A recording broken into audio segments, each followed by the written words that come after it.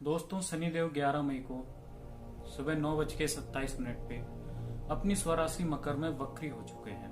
उत्तराषाढ़ा नक्षत्र के पहले चरण में वो प्रवेश कर चुके हैं। अब ऐसी स्थिति तकरीबन 142 दिनों तक रहने वाली है। शनिदेव 29 सितंबर तक वक्री दिशा में ही रहेंगे। 29 सितंबर को उत्तराषाढ़ा नक्षत्र के दूसरे चरण में प्रवेश करने के साथ ही वो मार्गी हो जाएंगे। अब 142 दिनों तक जिन लोगों की शनि की 7.5 या शनि की अड़ैया चल रही है, उनके लिए शनि का वक्री होना बहुत अच्छा नहीं है।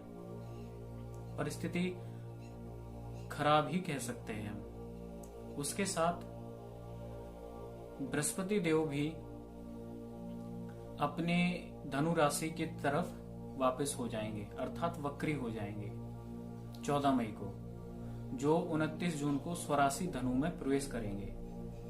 बृहस्पति देव का वक्री होना और शनि देव का अपनी स्वराशि में वक्री होना, ये दोनों कॉम्बिनेशन बताते हैं कि अब तक जिन लोगों के पास पैसों की कमी थी या जो धन के कारण परेशान थे, उन्हें निश्चित ही लाभ होगा। और प्राकृतिक चीजों में भी बड़ा सुधार देखने को मिलेगा। हाल फिलहाल जो महामारी चल रही है कोरोना की, इसमें भी सुधार होने की संभावना पूर्ण रूप से बनी है। शनि के वक्री होने से 12 राशियों पे क्या प्रभाव पड़ेगा, उस तक पहुंचने से पहले मैं आप सभी से निवेदन करना चाहूंगा, अगर आप मेरे चैनल पे पहली बार आए हैं तो प्लीज चैनल को सब्सक्राइब जरूर कीजिए, बेल आइकन को जरूर दबाइए और अपने दोस्तों में, अपने मित्रों में इस वीडियो को जरूर शेयर करें। दोस्तों, मैं ज्योतिष आचार्य वीर मिश्रा आप सभी का स्वागत करता हूं आपके YouTube चैनल ओम सेवा ज्योतिष में। अब बात करते हैं हम राशियों की। दोस्तों, मेष राशि के 10वें घर में शनिदेव वक्री हो रहे हैं। मेष राशि वालों के लिए शनिदेव का वक्री होना बहुत हद तक लाभदायक है। हो सकता है, संभावना इस प्रकार भी है कि वो जिस जगह पे नौकरी कर रहे हैं उस स्थान पर, उस नौकरी में उनकी पद की उन्नति हो सकती है, उनका प्रमोशन हो सकता है। आर्थिक लाभ होने की भी संभावना है तथा उनके काम करने के ढंग से उनके जो बॉस हैं वो जरूर प्रसन्न होंगे। जून जुलाई में जरूर आपको थोड़ी सतर्क रहने की जरूरत है, तो इस चीज का विशेष ध्यान रखें। अब बात करते हैं वृष राशि के विषय में। दोस्तों, वृष राशि के 9वें घर में शनिदेव का गोचर है।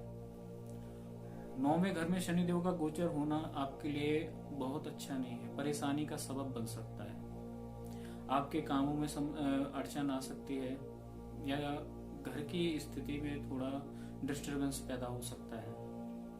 तो ऐसी स्थिति में आपको हर रिश्ते में सामंजस्यता बना के रखनी है और कोई भी काम करें उससे पहले अपने बड़े बूढ़ों का आशीर्वाद जरूर लें तथा बड़े बूढ़ों की सलाह जरूर लें, इससे आपको निश्चित लाभ होगा। अब बात करते हैं मिथुन राशि के विषय में। दोस्तों, मिथुन राशि के 8वें घर में शनि का गोचर चल रहा है और 8वें घर में शनि का वक्री हो जाना मिथुन राशि के लिए लाभदायक बिल्कुल भी नहीं है। इन्हें सतर्क रहना चाहिए।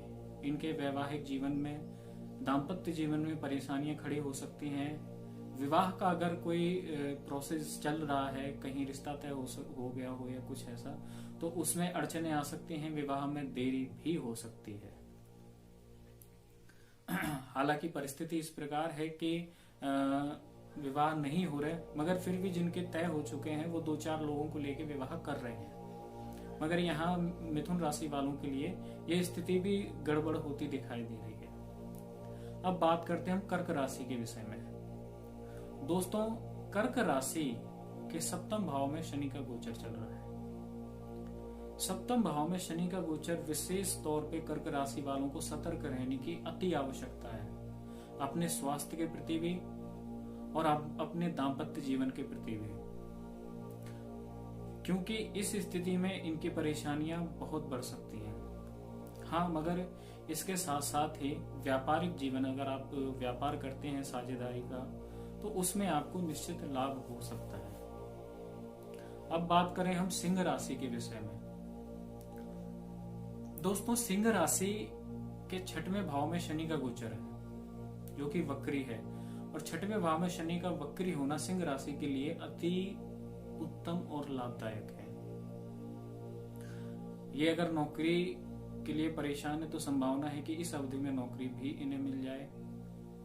इनकी पद की उन्नति हो तथा आर्थिक स्थिति में भी बड़ा अच्छा सुधार हो। अगर लंबे समय से किसी प्रकार के रोगों से परेशान थे तो उन रोगों से भी निजात मिलने की संभावना है। इसके बाद कन्या राशि के जातक। कन्या राशि के जातकों के लिए शनि का वक्री होना शुभ है। इन्हें संतान पक्ष से शुभ समाचार प्राप्त हो सकते हैं। अगर वैवाहिक है, संतान नहीं है तो हो सकता है इस समय संतान होने की संभावना पूर्ण रूप से बन जाए। और अगर संतान परेशान है, विवाह नहीं हो रहा या उसकी नौकरी नहीं लग रही, तो संभावना है कि उनके वो सेटल हो जाए।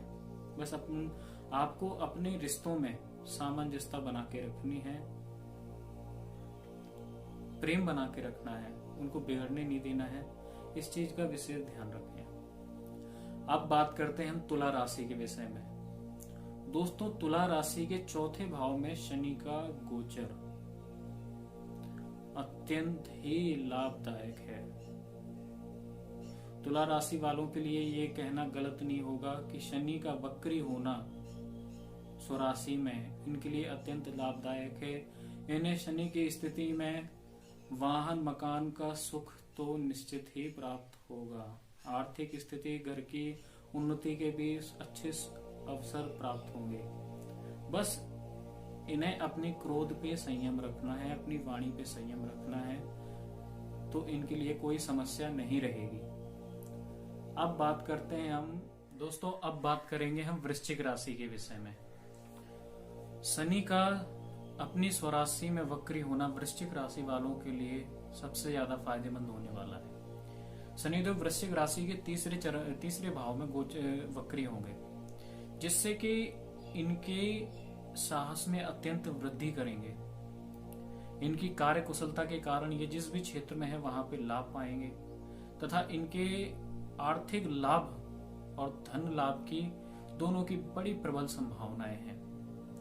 तो वृश्चिक राशि वालों के लिए शनिदेव का वक्री गोचर कोई भी नुकसानदेह नहीं है।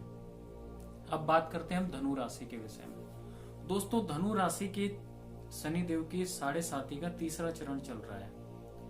धनु राशि वालों के लिए शनिदेव का इस स्थिति में वक्री हो जाना शुभ नहीं है।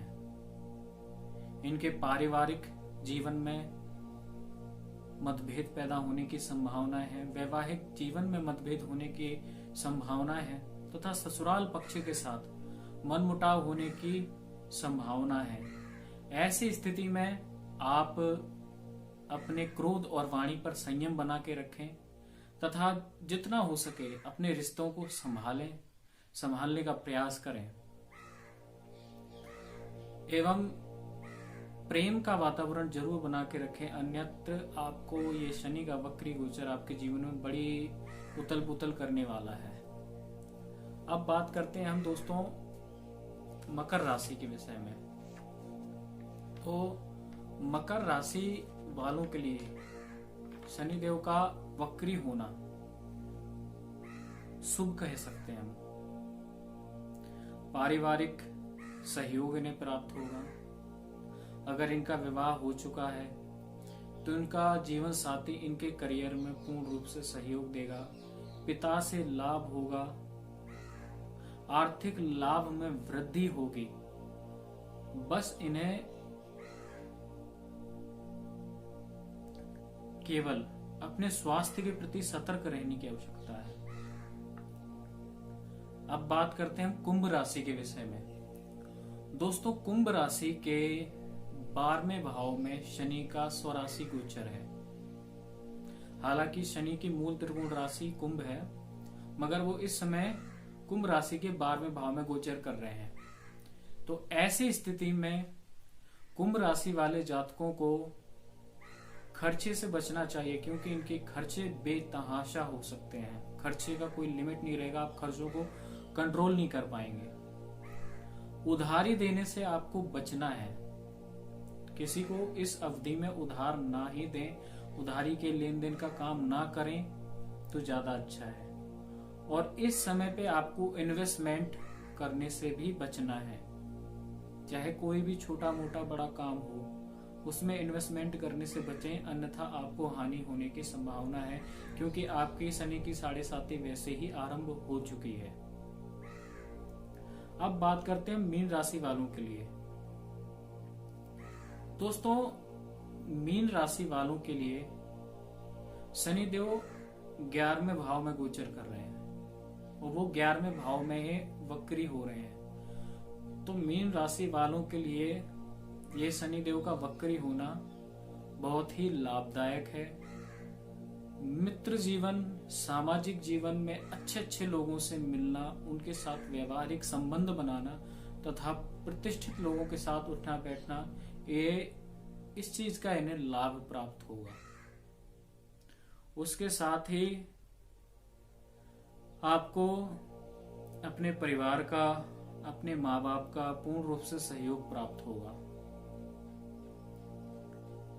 अब मैं बात करता हूं जिनके लिए शनिदेव का वक्री गोचर शुभ नहीं है, उन्हें ऐसी स्थिति में क्या करना चाहिए। दोस्तों, शनिदेव की कृपा दृष्टि प्राप्त करने के लिए और उनकी कुदृष्टि को आप प्रभावित करने के लिए आप सिर्फ 2 ही काम कर सकते हैं। पहला है सेवा और दूसरा है भक्ति। सेवा अपने बड़े बूढ़ों की, अपने बुजुर्गों की, एवं इसके साथ ही आप जो है अपने से नीचे तबके के लोगों के साथ प्रेमपूर्ण व्यवहार रखें। किसी के साथ अभद्रता ना करें, क्रोध ना करें, वाणी में कठोरता ना लाएं, गाली गलौज इत्यादि का प्रयोग बिल्कुल भी ना करें। नॉन वेज, शराब, मांस, अंडे इत्यादि से दूर रहें, क्योंकि शनिदेव को ये चीजें कतई पसंद नहीं है। और दूसरा है भक्ति।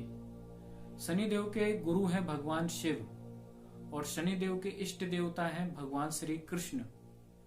आप इन दोनों की पूर्ण रूप से सेवा कीजिए, मन से सेवा कीजिए, आपको शनिदेव बिल्कुल भी परेशान नहीं करेंगे। तथा शनिदेव के मंत्रों का जाप भी आप कर सकते हैं। शनिदेव का जो वैदिक मंत्र है वो है ओम सन्नो देवी रविष्ठया आपो भवन्तु पीतये संयोर भेस्त्रवन्तु नः सम शनिश्चराय नमः। शनिदेव का बीज मंत्र है ओम प्राम प्रेम प्रोम सम शनिश्चराय नमः। 1 माला, 2 माला, 3 माला, 4 माला, जितना संभव हो सके, जिनको शनिदेव का वक्री गोचर या उनका गोचर परेशान कर रहा है, वो इसका नियमित रूप से जप करें, आपको निश्चित लाभ होगा। आपके जीवन में सुख शांति समृद्धि रहे, आप कोरोना जैसी महामारी से बचे रहें, ऐसी मैं परमात्मा से प्रार्थना करता हूँ। मुझे आज्ञा दीजिए। नमस्कार। हर हर महादेव।